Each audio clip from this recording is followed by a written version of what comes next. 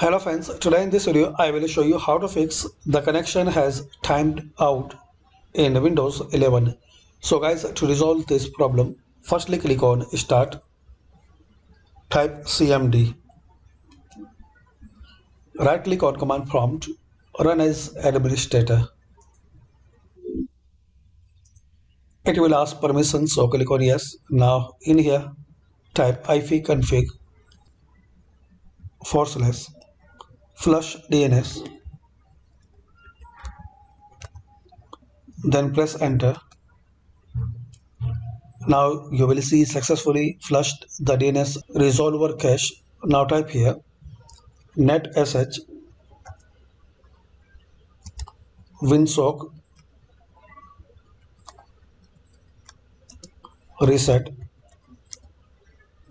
So type this command netsh winsock reset, then press enter. Now close it and restart your PC or laptop. You must restart the computer in order to complete the reset. And after restart, hopefully guys, the connection has timed out. Error will be fixed in Windows 11. Thanks for watching. Please comment this video useful for you or not.